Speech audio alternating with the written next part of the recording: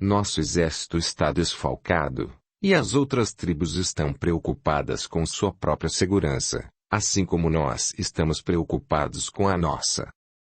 A maioria de nossos soldados nos traiu, os romanos nos abandonaram e estamos praticamente sozinhos. No dia em que eu puder, matarei Tristão com minhas próprias mãos. E Marvá também terá o que merece. O que você fez com o pai dela? Mandei executá-lo, como você ordenou. Muito bem. Servirá de exemplo para quem pensar em me trair. Embora ele mesmo não a tenha traído. A filha dele fez o que a sua também fez. Minha filha é uma princesa. A dele não é ninguém. Tem razão. Cartimandua fez uma pausa, estendendo o olhar sobre o horizonte cinzento. O fogo bruxuleava-nos a chutes, interrompendo o silêncio com estalidos sinistros. Todos me abandonaram, prosseguiu ela, como se não falasse para ninguém. Kelvin nos atraiçoou, nossos druidas se dispersaram. Não precisamos deles. Precisamos sim, e muito. Como você espera sobreviver sem a intercessão de nossos sacerdotes? A quem os deuses irão escutar? Algumas sacerdotisas ainda estão do nosso lado. Elas poderão cuidar das oferendas aos deuses e dos demais assuntos. Não se desespere por causa disso. Nosso mundo está ruindo. A ira de Boudica se voltará contra mim, e nada nem ninguém poderá impedi-la de me torturar e me matar. Não pense nisso. E não se esqueça de que Alana está com ela. Alana mudou de lado. É nossa inimiga agora. Não creio que ela permita que lhe façam algum mal. Ainda é sua filha. Uma filha que me odiava em segredo, principalmente depois que mandei matar o amante rebelde. Alana nunca me perdoou pela morte de Marlon. Tire essas coisas da cabeça. Não permitirei que nenhum exército inimigo cruze nossas fronteiras. Eu a amo, Cartimandua, e lutarei com todas as minhas armas para defendê-la, ainda que isso implique em sacrificar minha própria vida. Pela primeira vez em muitos anos, Cartimandua sentiu um leve enternecimento. Ela se aproximou do marido, atirando-se em seus braços com um tremor de medo. Sentiu a solidão invadir cada pedacinho de seu corpo, tornando-o frio e desesperançado. Foi um momento de fraqueza ao qual ela se entregou sem resistir. Permitiu que as lágrimas visitassem seus olhos e se precipitassem pelas faces envelhecidas pelas tribulações dos últimos tempos. E, mesmo sem querer, seus pensamentos voaram até Alana. Foi como se Alana sentisse a angústia da mãe. Subitamente, a imagem de Cartimandua se desenhou em seus pensamentos, levando-o a questionar-se sobre o que faria Boudica se conseguisse, realmente, expulsar os romanos da Britânia. Uma vez reconquistadas as tribos do sul, seria natural que ela se voltasse para o norte, para reunir aliados e destruir inimigos. Em que está pensando, princesa? Veio a voz de Marva ao lado dela. Do outro lado, Tristã acompanhava em silêncio. Pergunto-me como estarão as coisas em Brigância, respondeu calmamente. Deve estar tudo na mesma. A rainha Boudica não tem planos para sua mãe. Será que não? Você já pensou nisso, princesa? Tristã resolveu participar da conversa. Já considerou a possibilidade de Boudica atacar Cartimandua? Sim, mas não quero me ocupar disso neste momento. É prematuro e pode ser que não aconteça de verdade. De qualquer forma, temos um trato. Ainda que Boudica se volte contra os brigantes, ela me garantiu poupar a vida de minha mãe. Assim como garantiu poupar o general romano. Ela o libertou, não foi? Mais por medo do que por fidelidade. Se nossos homens não houvessem se interposto entre vocês, não sei se o resultado teria sido o mesmo. Talvez.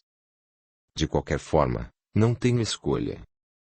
No momento em que eu optei por me aliar a Boudica, assumi todos esses riscos.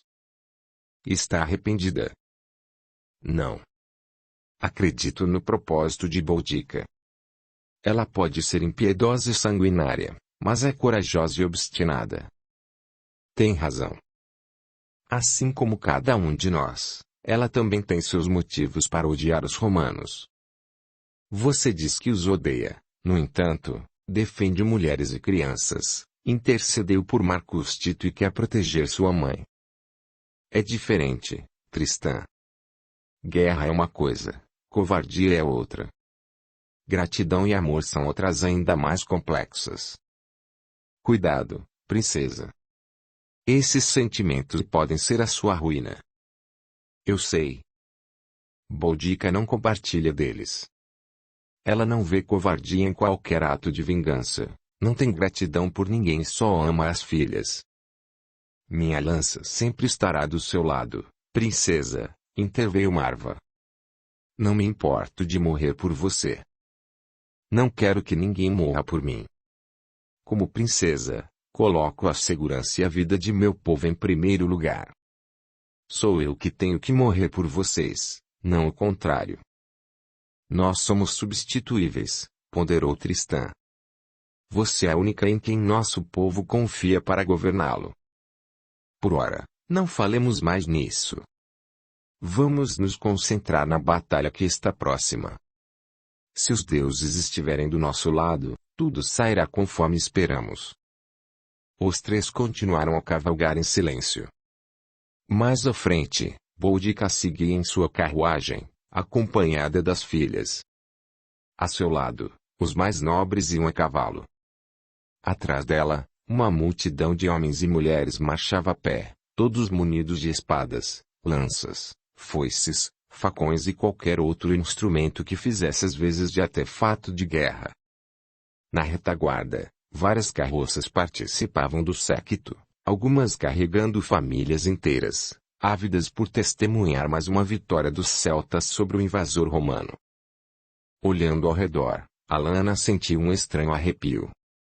O exército de Boudica se transformara numa comitiva mista de guerreiros, camponeses e aldeões.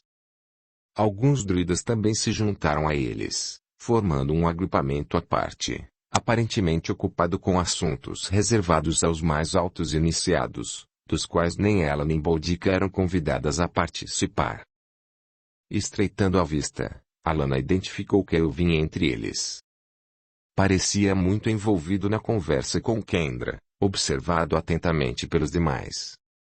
Desde que aquela guerra sangrenta se iniciara, Kelvin parecia haver se esquecido da existência dela, mais preocupado em dividir impressões com seus pares do que em aconselhar sua princesa.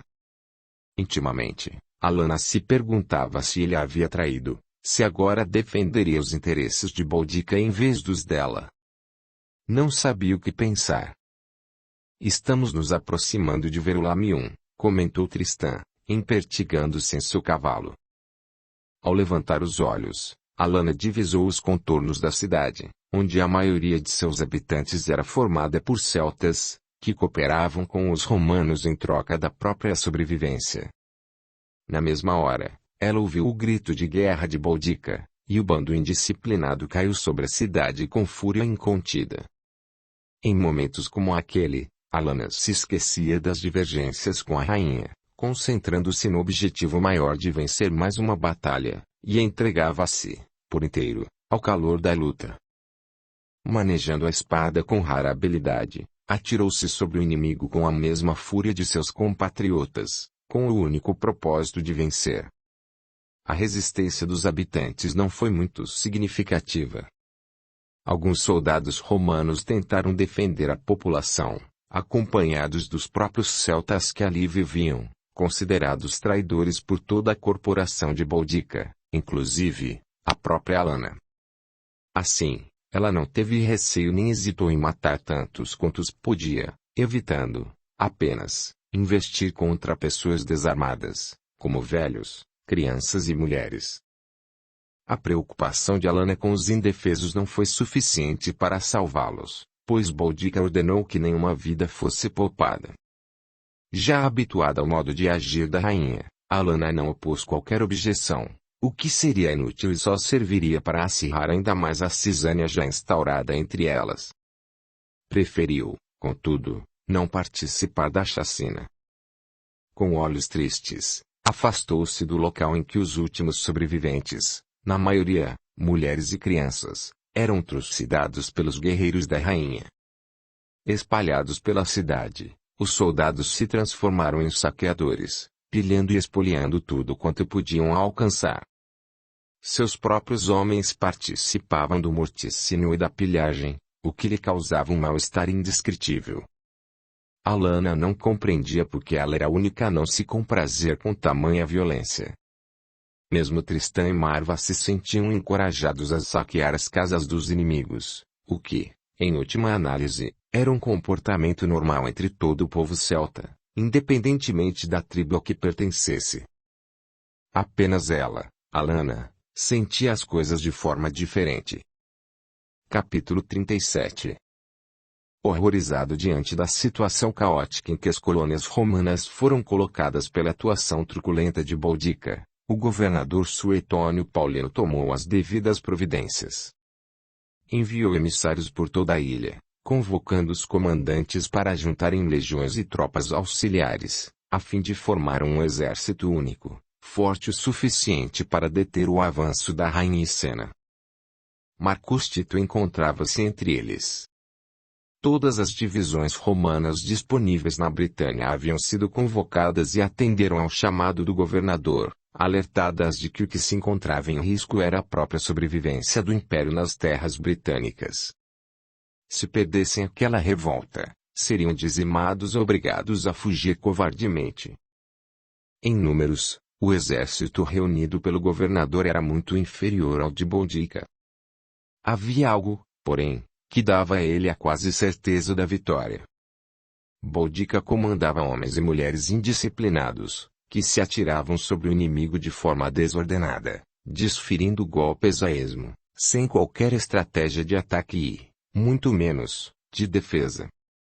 Confiantes em sua superioridade numérica, os guerreiros bretões não possuíam nada além de ódio, armas e coragem. Os romanos, ao contrário, contavam com a inexorável disciplina imposta a soldados organizados e bem treinados no manejo de armas superiores e nas táticas de combate.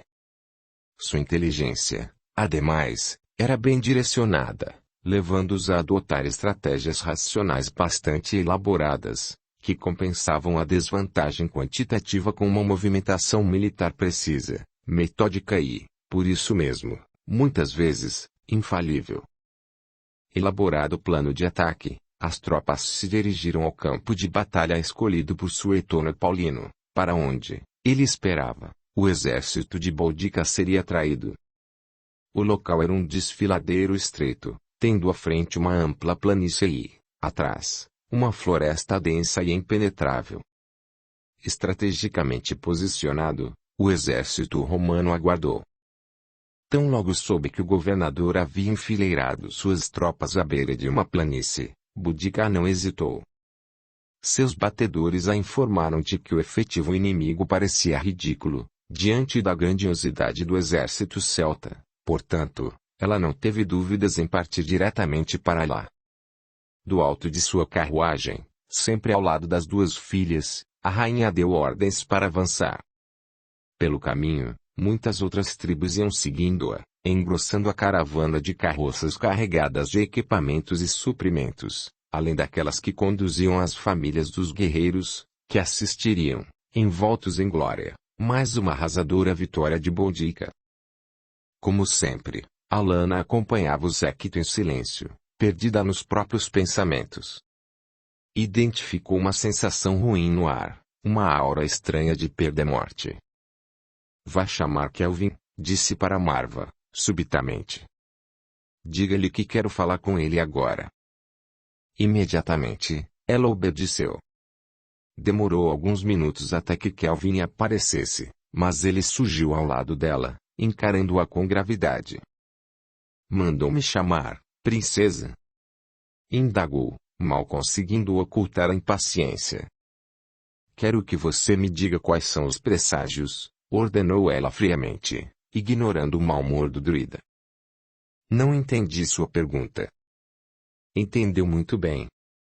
Ou será que, nas suas magias, os deuses não lhe informaram o que nos aguarda à frente? Os deuses estão certos da nossa vitória, afirmou, rabugento. A certeza da vitória, na verdade, vinha da mente excessivamente confiante de Kelvin. Até ali, não haviam perdido nenhuma batalha, e ele considerou desnecessário consultar o oráculo a cada nova investida. Sabia, pelas experiências até ali vividas, que não tinham chance de perder. Tem certeza? Ele assentiu, agora um pouco em dúvida. Porque me parece que algo não vai bem. Aqui, exatamente, você se refere. A nada e a tudo. Não sei explicar. É só uma sensação ruim, um vazio de morte. A morte acompanha o guerreiro em toda a batalha. Não é uma sensação estranha, mas muito comum em momentos como este que estamos vivendo. Não é bem isso, Kelvin. É que, olhando para todas essas pessoas, sinto medo. Boudica não devia ter convocado as famílias dos soldados para reunir-se a nós. Isso não está certo. Todos querem testemunhar nossa vitória. E se isso não acontecer? E se não vencermos? Impossível. Como você pode ter tanta certeza? Consultei os deuses, mentiu novamente. E os presságios são inteiramente em nosso favor. Não temos como perder nem essa batalha, nem as demais que a ela se seguirão. Não acredita? A dúvida no semblante de Alana era tão expressiva, e Kelvin se preocupou. E se ela estivesse prevendo, ou sendo alertada pelos deuses, da possibilidade de uma derrota? Se não puderam falar com ele, talvez houvessem utilizadas para aquele propósito.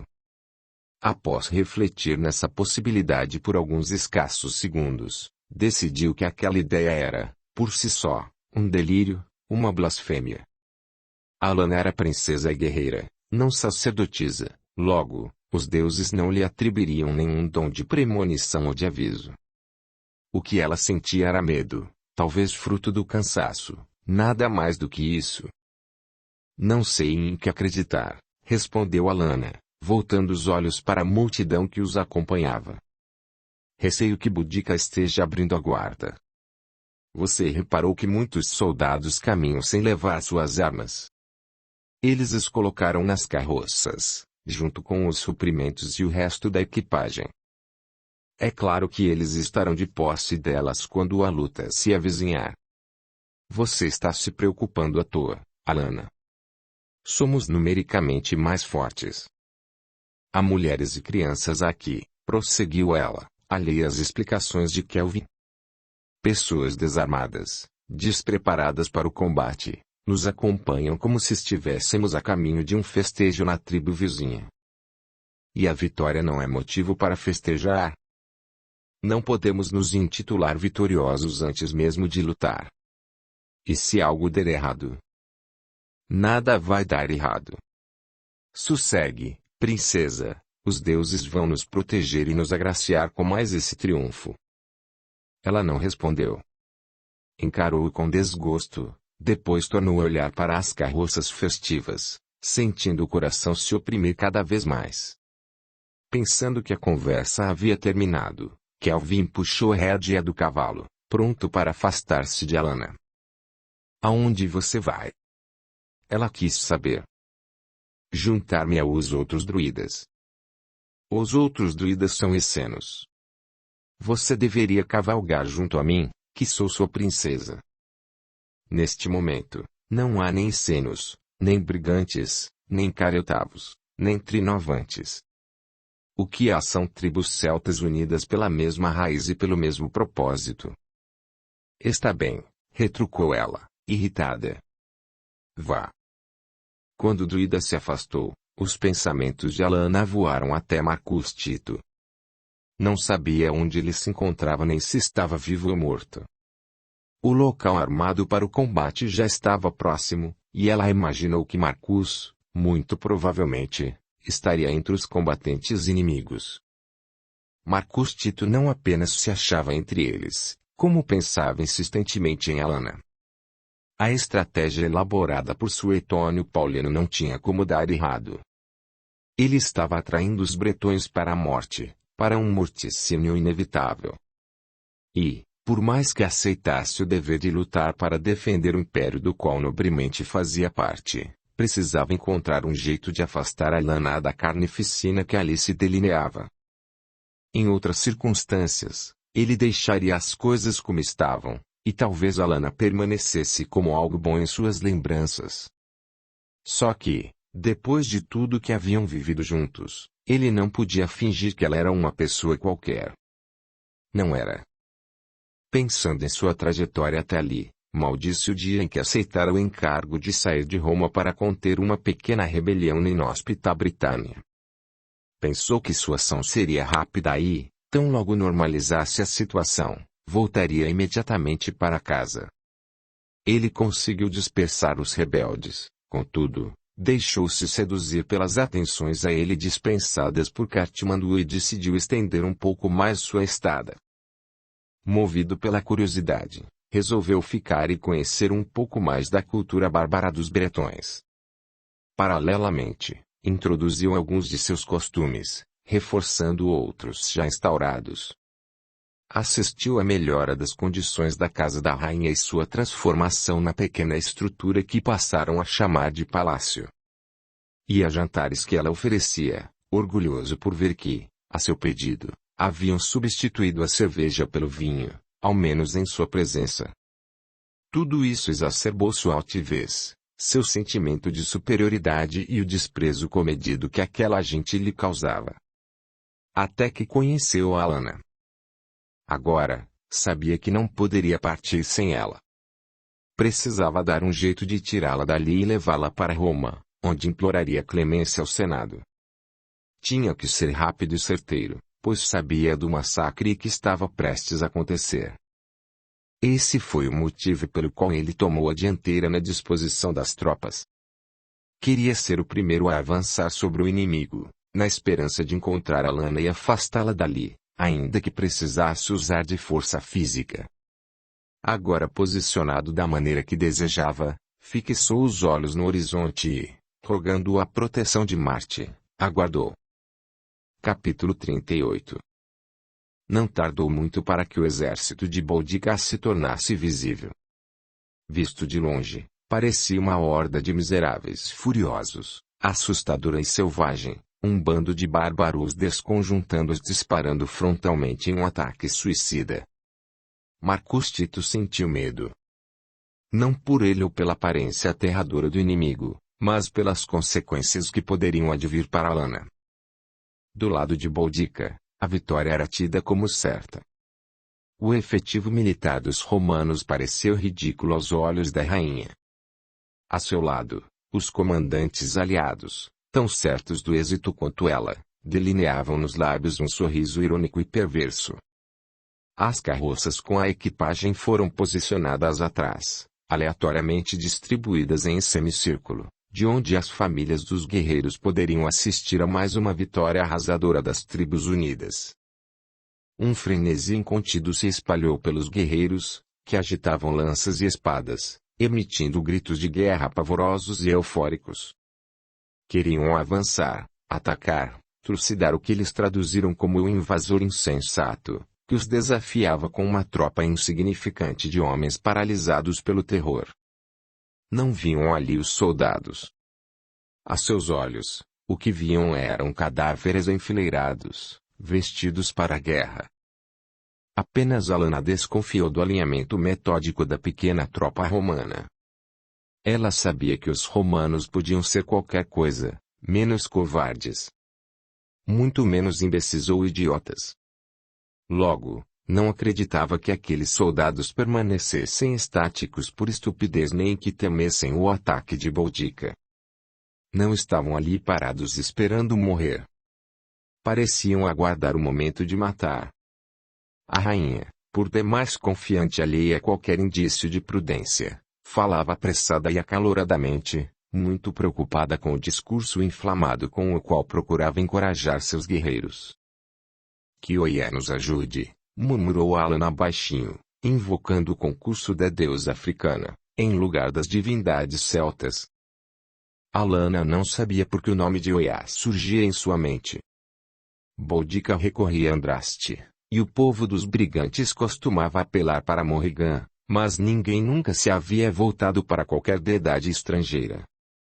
O espectro de Ébanos se tornou visível na distância, diáfano como uma nuvem fina que mal consegue ocultar o sol. Pairava alguns metros acima do solo, apontando, com a espada pequena e curva, o campo de batalha à sua frente. Tiras avermelhadas se desprendiam de seu corpo, transformando-se em pequeninos flocos de cobre que cobriam toda a terra ao redor.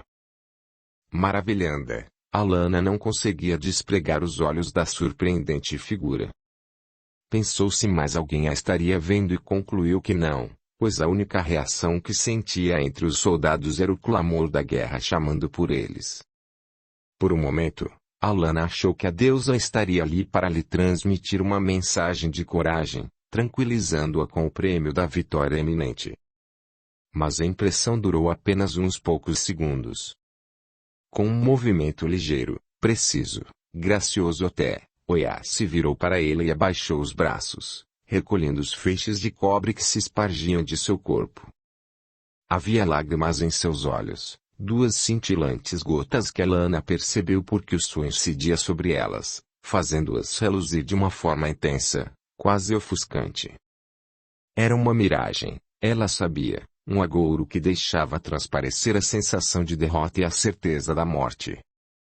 Ela se voltou para Boudica. Queria dizer-lhe para conter o ataque, mas não teve tempo. Na mesma hora que seus lábios se moveram para falar, os soldados se movimentaram para atacar.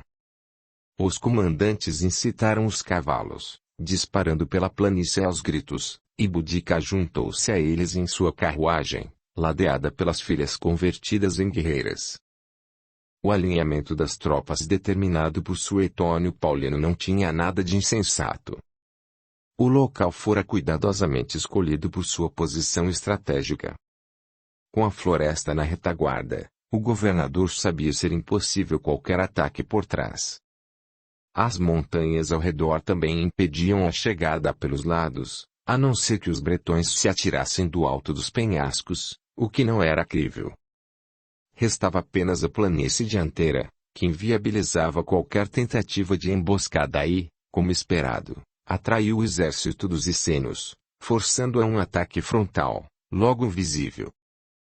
Através da planície, a massa de guerreiros enfurecidos deslizou sem se deter, atirando-se, de forma desordenada e selvagem, no estreito desfiladeiro que os comprimia e, ao mesmo tempo, protegia os flancos dos romanos. Assim que penetraram na garganta estreita, foram recebidos pelas espadas romanas, dando início a um embate que, a princípio, estimulou os bretões, confiantes na repetição de suas vitórias. Entre os romanos, Marcus Tito desferia golpes estudados e bem direcionados, investigando detidamente o rosto de cada pessoa que o enfrentava, à procura de Alana. Por fim, avistou-a, cavalgando próximo à carruagem de Boudica. As duas o viram na mesma hora. A princesa sentiu uma pontada de medo, mas a rainha Escena experimentou o sabor da vingança. Desfazendo-se dos guerreiros que tentavam atingi-lo, Marcus correu na direção de Alana. Concentrado nela, descuidou-se da segurança e não percebeu a ordem que Boudica transmitia a um de seus soldados. Alana, contudo, ouviu o que ela disse. Rompendo o frágil acordo que havia entre as duas, mandou que matassem o general. O golpe foi direto e ligeiro. Aproveitando-se da distração do romano, cujos olhos haviam se fixado em Alana, o guerreiro de Boudica o atingiu com a lança, perfurando profundamente seu abdômen. Estimulado pela surpresa, Marcus tentou devolver o ataque, mas o bretão já se havia afastado, e ele, soltando a espada, tombou para frente, primeiro de joelhos, depois, desabando com estrondo de cara no chão. Ao ver o general atingido, o primeiro impulso de Alana foi largar tudo e ir ao encontro dele. Depois, pensou em revidar e matar Boudica, mas esta já havia recuado com a carruagem, aparentemente perplexa com o que via adiante. Rapidamente, Alana intuiu a desgraça que estava por vir.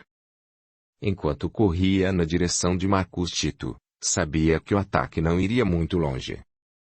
Mesmo assim, conseguiu alcançá-lo, seguida de perto por Tristan e Marva, que tentavam protegê-la da melhor forma. Temos que recuar, princesa, disse Tristan, erguendo a espada em sua defesa. Não, protestou Alana, com vigor. Vamos, Tristan, ajude-me a tirá-lo daqui. Enquanto Marva lutava com os romanos que se aproximavam, Tristan arrastou o general para fora do desfiladeiro, deitando perto das rochas que davam início às montanhas. Deixou Alana com ele e voltou para ajudar Marva a proteger sua princesa.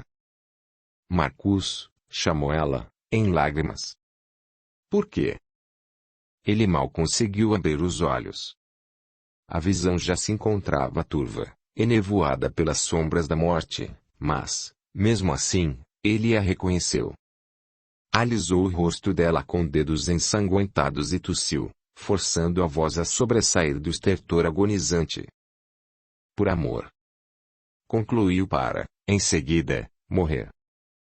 Alana abraçou-se a ele em prantos, amaldiçoando Boudica pelo ato pérfido.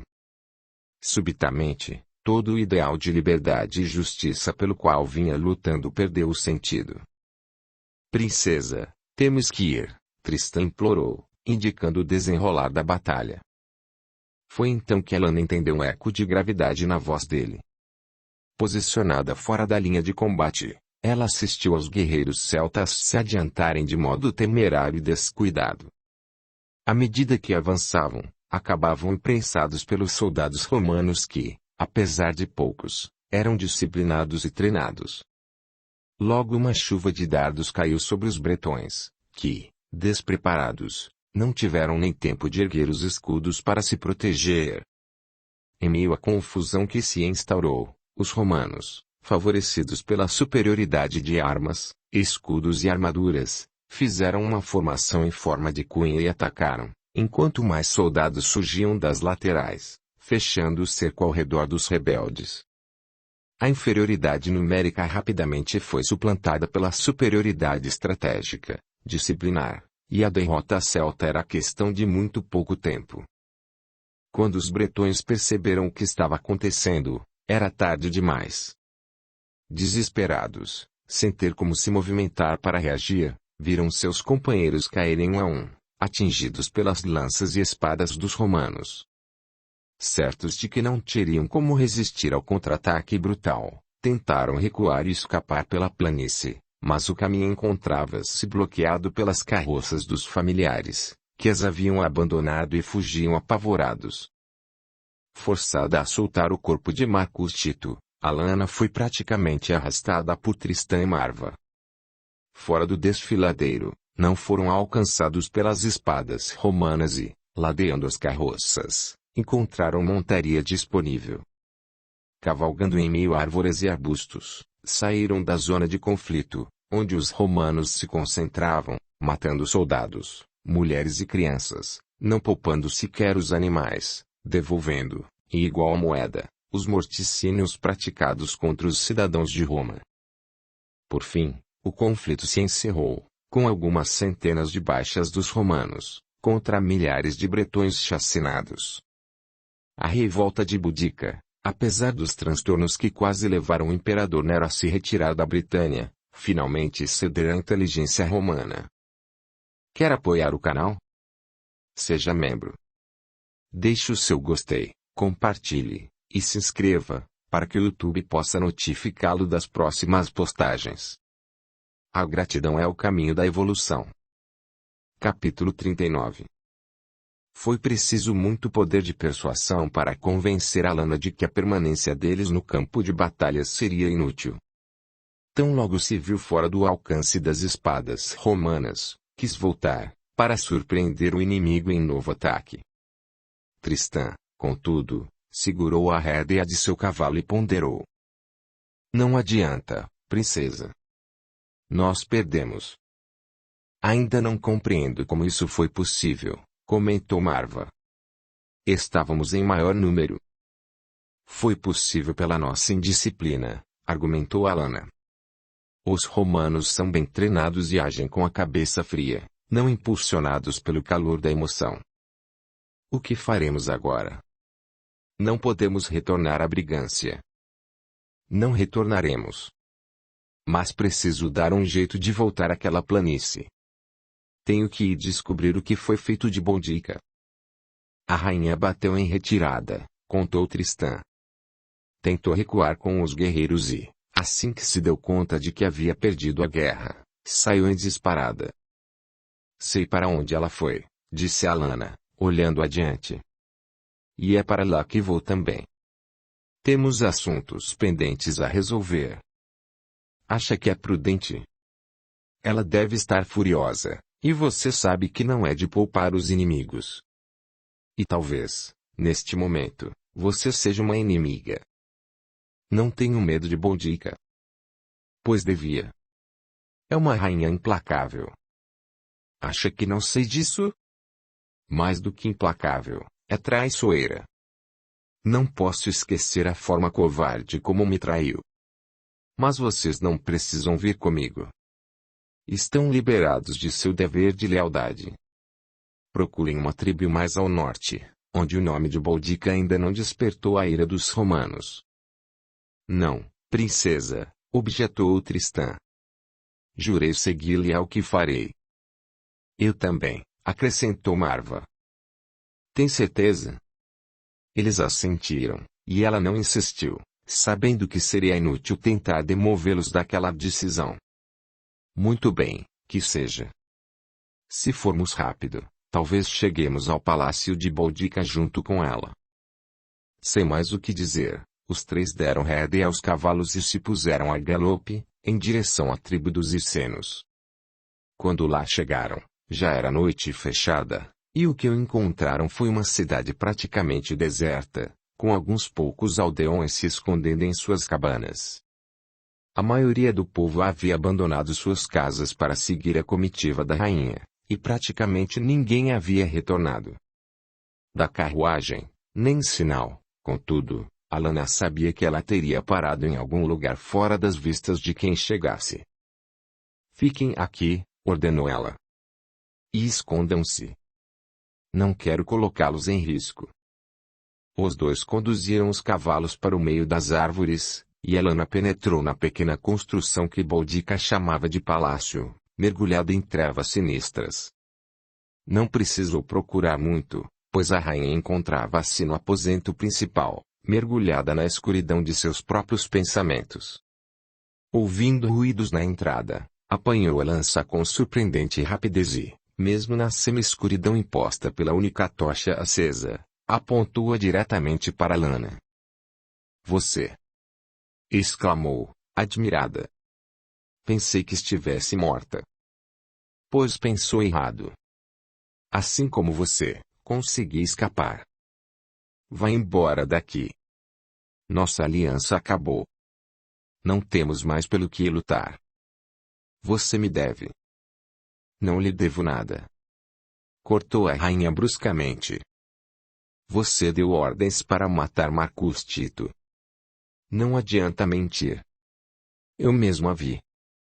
Quem foi que disse que preciso mentir? Dei a ordem porque ele era o inimigo, e nós não poupamos inimigos. Audiolivro realizado pelo canal Surya Chand Audiobook. Você prometeu. Cumpri a promessa da primeira vez que ele caiu em nossas mãos. Não o libertei em Verulamium. Ali, encerrou-se nosso trato. Esse é um subterfúgio deveras astucioso, digno da sua perfídia. Quem será traidora nessa história, Alanna? Eu, que mandei matar um general inimigo, ou você, que se apaixonou por ele? Não se trata de paixão, e sim de dignidade, coisa que, pelo visto, você não tem. Não venha me falar de dignidade. Você é muito infantil e imatura para perceber o alcance dessa palavra. A dignidade, para mim, está no esforço que eu empreguei para expulsar o invasor, pois apenas isso me interessa. Foi o meu sangue e o de minhas filhas que verti no acampamento romano, apenas um prenúncio de todo o sangue que ainda seria derramado pelos homens e as mulheres que bravamente lutaram pela libertação de nosso povo. Não questiono isso. Eu mesma não participei dessa luta. Mas sempre me recriminando, se queixando, se julgando superior porque aprendeu a ter compaixão pelo inimigo. Quem foi que lhe ensinou isso? O general, na certa, não foi. Experimentei bem a compaixão dos romanos e posso lhe garantir que não é muito melhor do que a nossa. Nós tínhamos um trato, Boudica. Meus guerreiros a seguiram porque eu assim ordenei. Podia ter me retirado dessa guerra, e eles me acompanhariam. Mas não. Permanecemos todos ao seu lado. E de que adiantou? Todos os exércitos foram dizimados. Não sobrou nada. Isso não justifica a sua atitude. Basta, Alana. Não aguento mais as suas reclamações. Primeiro, choramingou pela mamãezinha traidora, depois, lamentou a morte de mulheres e crianças romanas, e agora, vive a lamuriar-se porque eu mandei matar o general que nada representa para nós além do inimigo. Não compreendo por que você se volta contra mim, que só quis a liberdade do nosso povo. Não estou me voltando contra você. Vim apenas cobrar a promessa que me fez. Você não tem esse direito. Eu nem sequer mandei chamá-la. Você desceu da terra dos brigantes para se aliar a mim por vontade própria. Não lhe pedi nada. Foi você quem me ofereceu a ajuda. Ajuda que você prontamente aceitou. Porque acreditei que seus propósitos eram iguais aos meus. E eram. Mas você impôs várias condições, todas elas favorecendo o inimigo. A traidora da sua mãe, aliada de Roma, é inimiga, as mulheres e crianças romanas são inimigas, o legionário é inimigo. Será que, com isso, você também não se tornou inimiga? Como pode dizer uma coisa dessas? O tempo todo lutei a seu lado, não hesitei em matar nenhum soldado romano que caiu na mira da minha espada.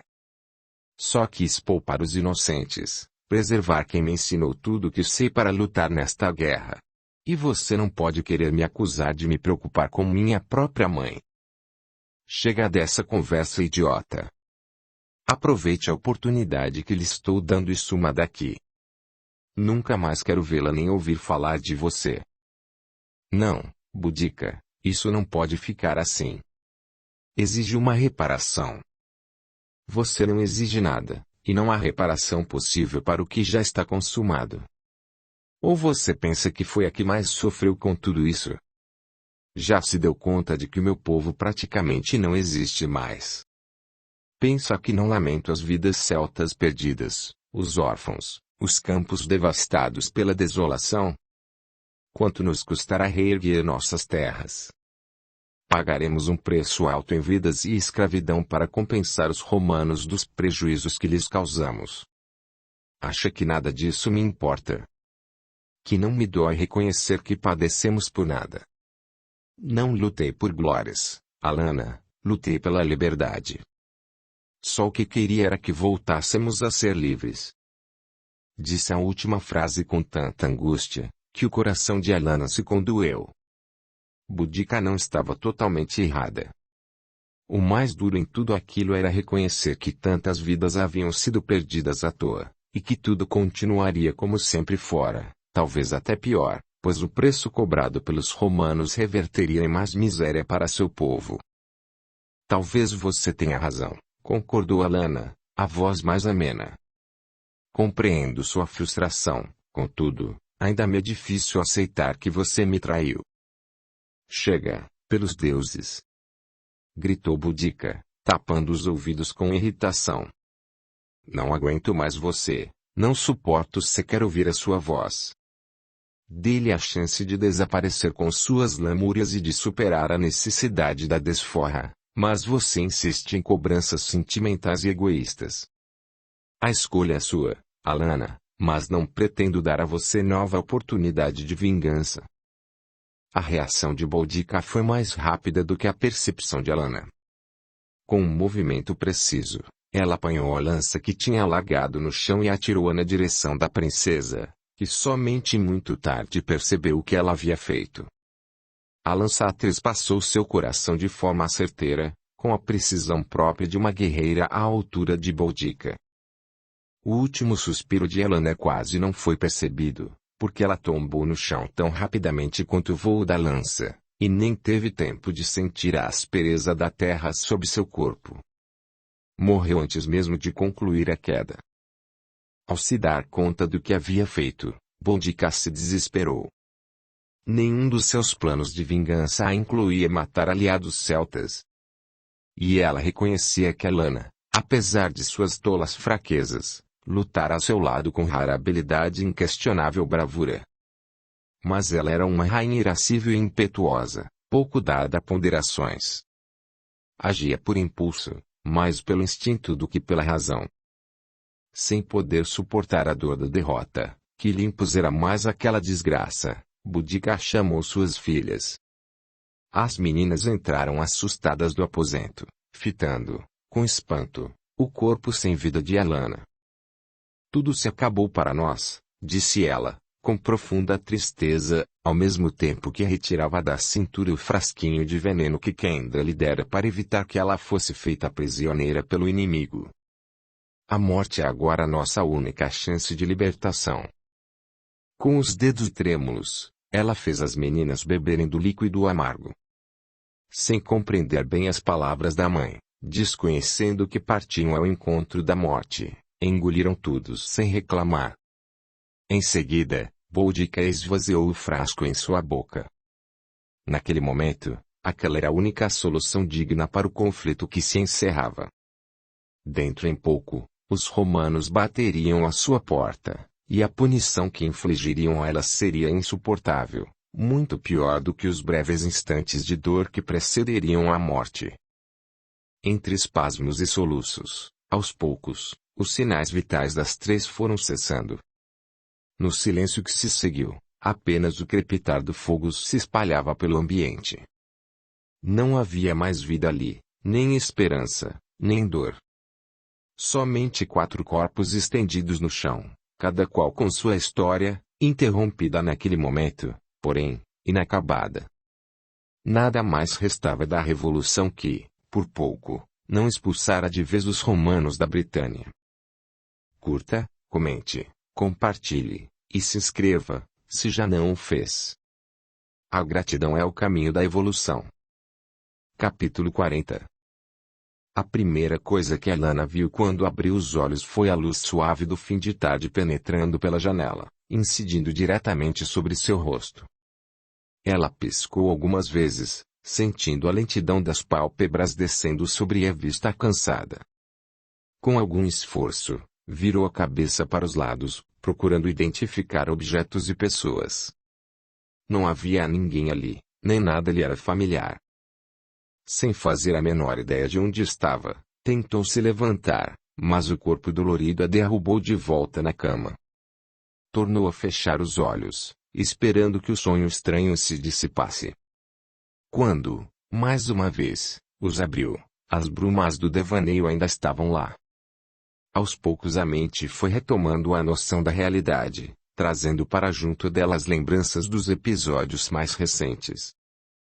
Lembrou-se da guerra, da emboscada, de Marcus Tito, de Boudica, da lança e da dor.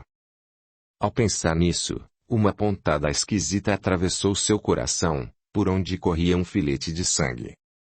Notando o ferimento, Alanna se sobressaltou, esforçando-se, com muito custo, para se lembrar, com exatidão, do que havia acontecido. Ensaiou um grito, para chamar Kelvin, mas a garganta recusou-se a obedecer, e em vez de um chamado, o que ela ouviu de si mesma foi um gemido indiscernível, nada parecido com palavras. Desanimada, desistiu e deixou-se ficar na cama, cuja maciez extrema ela estranhou. Fixando os olhos nas paredes brancas do ambiente, Deu-se conta de que o local em que se encontrava era-lhe totalmente estranho, muito diferente das cabanas celtas e dos pequeninos castelos que os romanos lhes haviam ensinado a erguer. E uma caverna, com certeza, não era. Do lado de fora, o sol descia no horizonte, mergulhando o mundo em uma escuridão tenebrosa. Havia nuvens no céu, encobrindo as estrelas e barrando a claridade natural da lua. As mãos calejadas pousaram sobre o coração, sentindo a aspereza do sangue coagulado. Ela afastou as bandagens que cobriam o ferimento e experimentou a extensão do corte. Parecia profundo e largo, um rombo extenso em seu peito. O toque trazia a dor, de forma que ela ajeitou de volta o curativo e afastou as mãos, fitando o teto de pedra. Sem ter a menor ideia de onde estava, fechou os olhos novamente, pedindo aos deuses que a ajudassem. Você não está mais lá, foi a voz que respondeu às suas preces. Assustada, Alana arregalou os olhos, assombrada e com a figura delgada que se debruçava sobre ela. Shayla! Exclamou, surpresa. Como é possível? Estou naquele sonho novamente. Isso não é um sonho. É a sua realidade agora. Como assim? Há pouco, estava no palácio de Boudica, e acho que ela me acertou com uma lança. A ferida reabriu e começou a borbulhar, atraindo a atenção de Shayla, que se aproximou e trocou as bandagens. Você precisa ficar quieta, ralhou Shayla, com ternura, ou esse talho não vai se fechar. Não entendo, Shayla. Que lugar é esse? Como chegamos aqui? Shayla deu um suspiro de resignação e sentou-se ao lado de Alana. Envolveu uma das mãos da princesa entre as suas, alisando-a carinhosamente. De vez em quando, uma lágrima saltava de seus olhos, e ela a enxugava com a ponta dos dedos, rapidamente, para que Alana não visse. Por fim, acabou por revelar. Você está morta, Alana. Boudica a matou. Alana não respondeu. Em seu íntimo, imaginava algo semelhante, embora não entendesse muito bem como podia estar morta e viva ao mesmo tempo. Era uma sensação esquisita, como se estivesse agora experienciando o conhecimento antigo de seu povo. Você ainda não me respondeu onde estamos. Estamos em uma casa no mundo invisível, que fica em uma espécie de cidade espiritual. Não entendi. Onde, exatamente, fica isso? E como pode ser invisível? Não sei direito. Só sei que não é no mundo dos vivos. Alana franziu as sobrancelhas, claramente intrigada, e retrucou com interesse. E como foi que você conseguiu me trazer até aqui? Seu corpo está leve agora, e eu tive ajuda. Ajuda de quem? Ela fez um breve silêncio, imaginando como descrever a maravilhosa aparição, até que revelou, da melhor forma que pôde. Primeiro, veio uma deusa diferente e maravilhosa, com pele cor de carvão, que eu nunca havia visto. Oiá! Murmurou Alana, sem que Shayla ouvisse. Era linda, toda vestida de vermelho, cintilando sobre seu corpo caído, espalhando sobre ele umas gotinhas transparentes e brilhantes, que fez vocês reluzirem como se fossem raios de sol. Vocês? Sim. Ela parecia preocupada não apenas com você, mas com Boudica e as filhas também. Não sei o que aconteceu com elas, porque a deusa chamou outro deus, que falou comigo e me deu ordens para trazer você. Um deus. Foi ele quem ajudou você a me trazer? Foi. Na verdade, ele me falou que não é um deus, mas confesso que estou em dúvida. Disse que seu nome é Mas e que foi seu irmão em outra vida. Meu irmão? Como pode ser isso? Não sei bem, mas garanto que ele vai lhe explicar. E a deusa? Por acaso foi minha mãe? Acho que não. Ela nunca falou uma só palavra, mas Mazi me disse que ela se chama Oiá e que acompanha você há muitas vidas. Sim, conheço Oiá, mas não entendo qual a ligação de tudo isso. Para mim, é tudo muito estranho e novo. Para mim também, mas a verdade é que, se não fosse por eles, não estaríamos aqui. Como assim? Onde estaríamos? Não sei bem. Só sei que Marlon estava esperando para levá-la com ele. Marlon? Repetiu, atônita. Sim. Ou pensa que ele desistiu de você? Marlon agora é outra pessoa, uma criatura importante lá no mundo perdido dos mortos, de onde você me libertou, lembra? Lembro. E agora que você tocou nesse assunto, lembro também que Marlon me visitou em sonho. Disse-me coisas estranhas. Marlon a teria encontrado primeiro e a teria levado para as profundezas que ele habita. Foi muita sorte e a Imase terem aparecido, sabe? Alana estava muda de assombro. Não podia imaginar que, durante os minutos que se seguiram à sua morte, tanta coisa houvesse acontecido em um mundo invisível. E Marcus Tito? O que foi feito dele? Isso eu não sei. Ninguém me falou. E Tristan, Marva e os outros? Tristan e Marva ficaram muito tristes com a sua morte, mas fizeram como você sugeriu e foram para o norte. Estão juntos, provavelmente, entre os Carvécios. E, embora você não tenha perguntado, Kelvin também morreu, bem como seu amigo Kendra e todos os druidas que participaram dos conflitos. Não se encontram aqui. Imagino que tenham se juntado a Marlon. É bem provável. E de minha mãe? Você tem notícias? É claro que ela lamentou a sua morte, mas tudo continua igual entre os brigantes. Alana fez uma pausa, refletindo sobre as novidades trazidas por Shayla. Quando tornou a falar, foi em tom de imensa curiosidade. Quanto tempo faz, Shayla? Há quanto tempo estou aqui? Deixe ver. Nós perdemos um pouco a noção do tempo aqui, sabe? Mas se eu tivesse que arriscar, diria 1 mês, mais ou menos. 1 mês? Espantou-se. Faz 1 mês que estou dormindo. Sim, e Mase cuidou de você esse tempo todo. Graças a ele, seu ferimento está quase cicatrizando. Como posso ter esse ferimento, se meu corpo já não é mais de carne? Pelo que ele me explicou, a morte nos transforma em uma coisa chamada energia, que é uma espécie de força invisível. Essa energia precisa de um corpo para se apresentar e ser reconhecida, e é por isso que mantemos a aparência de quando estávamos vivos.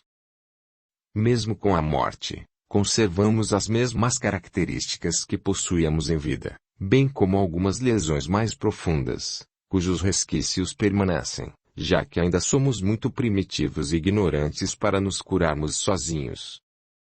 Pensei que, depois de mortos, todas as feridas desaparecessem. Eu sabia que não era bem assim, porque ainda tenho marcas do que me aconteceu. Calou-se, apertando o coração, onde Alana havia apunhalado. Não quero lhe trazer lembranças dolorosas. Isso já passou. Temos isso em comum, não é, Shayla? Você e eu fomos mortas por um corte no coração. Não pense mais nisso, princesa. Mas me disse que tudo acontece como tem que acontecer. Pelo visto, você e Mase se tornaram muito amigos. É verdade. Gosto dele e das coisas que diz. Me dão conforto e alegria. E onde ele está? Quero muito falar com ele. Mas é assim mesmo. Vem e vai como o vento que sopra sem destino. Daqui a pouco, ele aparece. Agora descanse. Você precisa se recuperar. A conversa havia mesmo desgastado Alana um pouco. Sentindo um cansaço reconfortante, ela se deixou ficar na cama macia. Em poucos instantes, adormeceu. Capítulo 41. Quando Alana tornou a despertar, o que viu foi um rosto negro e sério voltado para ela. Tratando-se de um desconhecido, deveria se assustar. Contudo, a verdade é que havia algo não apenas familiar naquele semblante, mas também amistoso e sereno. Olhando rapidamente em volta, Alana percebeu que o ambiente permanecia o mesmo, embora uma claridade límpida lhe indicasse que talvez estivessem no início da manhã. "Você é o Mase?"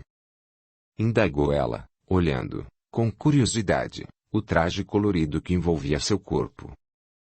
"Sim", foi a resposta breve. "Eu me lembro do seu rosto. Já nos encontramos antes. Naquele dia, na montanha. Você veio antes de Oiá." Ele sorriu amistosamente e indagou com amorosidade. "Como se sente?" "Estou bem, acho." "A ferida já está praticamente cicatrizada", observou ele, ajeitando as bandagens no coração de Alana. "E agora que você despertou, sua mente está em condições de compreender que esse sangue e o corte de onde ele provém são apenas uma impressão, meros reflexos do ferimento que foi produzido em seu corpo físico." "Você fala difícil, Mase." "Quer dizer que eu posso me curar, se quiser, porque aqui as feridas não existem de verdade." "É isso?" "Exatamente. Shayla já havia me explicado. Ela ainda está em processo de cura. Seu coração também sangrava quando a encontrei, mas o que resta agora é uma pequena cicatriz, que ela não conseguiu ainda dissolver. Resíduos da lembrança dos acontecimentos que causaram sua morte." "Não precisa me lembrar", tornou ela, acabrunhada. "Sei que a culpa foi minha. Não foi minha intenção lembrá-la de episódios dolorosos.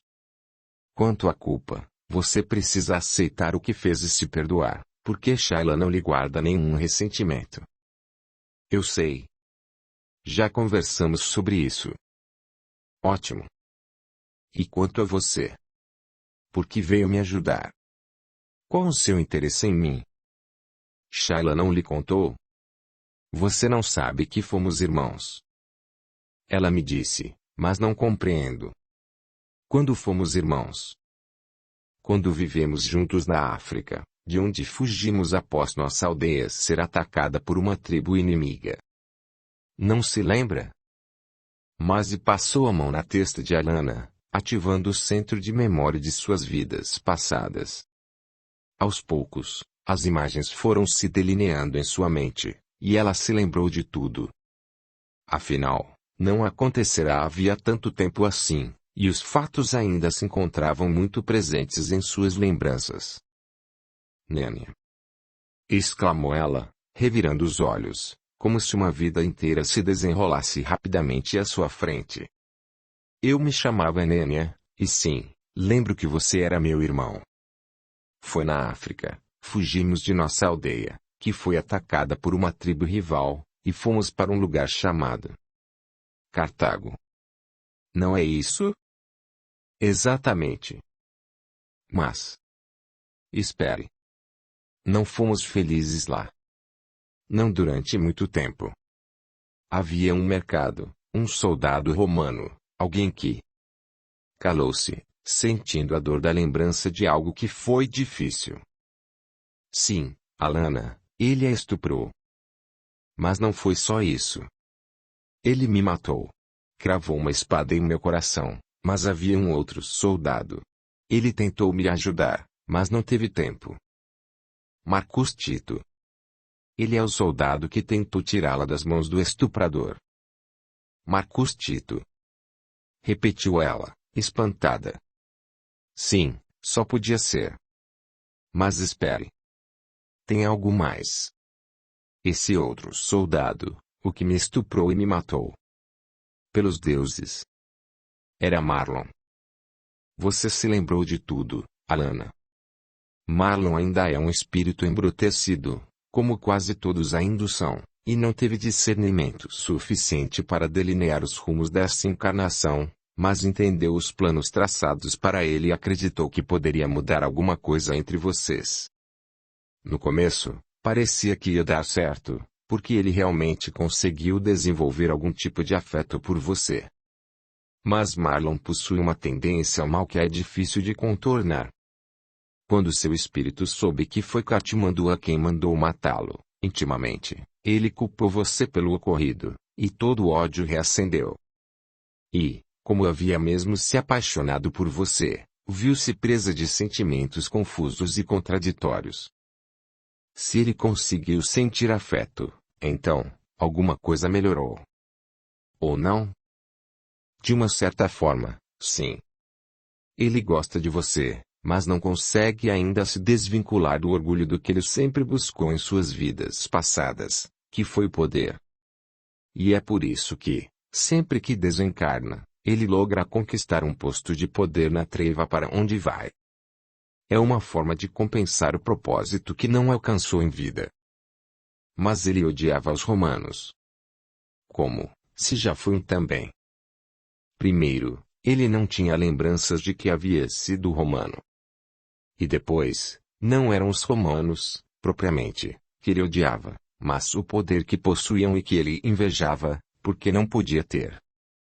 É por isso que ele detestava tanto Marcus Tito. Exatamente.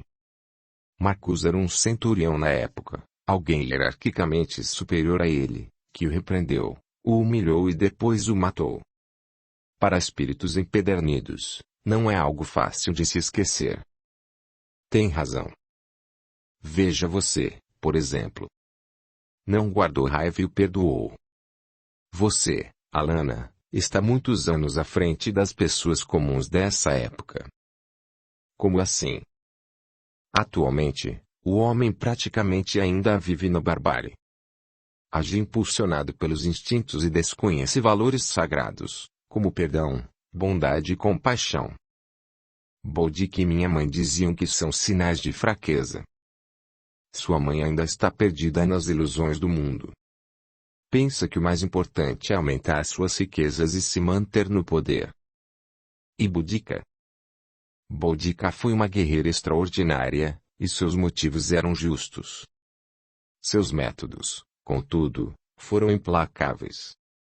E, apesar de seus atos não serem vistos como crueldade pelo seu povo, são contrários à lei do amor. Mas isso agora vai mudar, com a chegada de Jesus. Jesus. O Nazareno. Já ouviu falar dele? Sim. Marcos me contou sobre ele. Jesus morreu para nos deixar um exemplo de amor e bondade, que muitos seguirão. Ouvindo você falar assim, fico até emocionada. Gostaria de tê-lo conhecido. Mesmo não o conhecendo, você pode se juntar a ele. Como? Aprendendo seus ensinamentos e desenvolvendo a lei do amor. Eu gostaria disso, mas você me ensina? Com o maior prazer. Eu mesmo não nasci cristão, mas acompanhei, do mundo espiritual, a trajetória desse grande líder. Alana deixou o olhar vagar no horizonte, imaginando como teria sido bom conhecer Jesus, que devia ser um homem maravilhoso e muito diferente dos que ela conhecera. Mas seus pensamentos estavam mais ligados à sua própria realidade, de forma que ela afastou o fascínio que o Nazareno lhe causava e indagou, ansiosa. E Marcus Tito? Você sabe onde ele está? Seguiu seu próprio destino. Você, Alana, é uma guerreira com raro senso de lealdade, justiça, compaixão e bondade. Isso faz de você uma criatura especial, alguém que, como eu disse, está um passo à frente do comum de seu povo. Tudo isso é muito novo para mim, mas, para começar, nem sei onde estou. Shayla falou algo sobre uma cidade espiritual, mas não entendi o que isso significa. Não gostaria de dar uma volta. Assim, você vai entender. Era um mundo diferente. Alana saiu para um corredor limpo e branco como o quarto em que estivera. Acompanhando Masi, atravessou uma porta mais larga e se viu em um jardim esplêndido, coberto de flores coloridas e perfumadas, dispostas lado a lado com graça e harmonia. Entre os gramados verdes, Vários caminhos cobertos de pedrinhas miúdas e esbranquiçadas cintilavam ao sol e reluziam como uma estrada pavimentada de prata.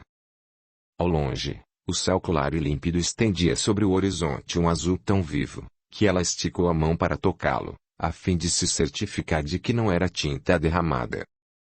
Como não o alcançou, recolheu a mão e olhou para Masi, totalmente deslumbrada. "Que lugar mais lindo!" exclamou, os olhos úmidos de emoção. "Onde fica?" "Estamos na Britânia." "Não exatamente." "Estamos em algum lugar acima da Britânia." "Acima como?" "Nas nuvens." "Pode-se dizer que assim," avaliou ele, com um sorriso de generosidade. "No mundo espiritual superior, que é onde estamos, as cidades foram construídas no espaço invisível acima do solo." Maravilhada como estava, Alana disparou na frente de Masi, aspirando, com profundidade, os aromas refrescantes das flores e aquecendo-se a somorno. À medida que caminhava, ia encontrando outras pessoas, algumas vestidas de branco, outras trajando armaduras, outras ainda usando trajes próprios dos celtas. Como aquilo lhe chamasse a atenção, lembrou-se de verificar suas próprias vestimentas, surpreendendo-se ao constatar que usava uma espécie de túnica verde, bem clarinha, leve, macia e muito confortável. Ela alisou o tecido, admirada com a textura suave, e endereçou a Masi um olhar interrogativo. "Não compreendo," declarou. "Quando Marlon morreu, Kelvin me levou ao mundo dos mortos. Agora me lembro perfeitamente dele, mas era tão diferente." E Charlie estava lá.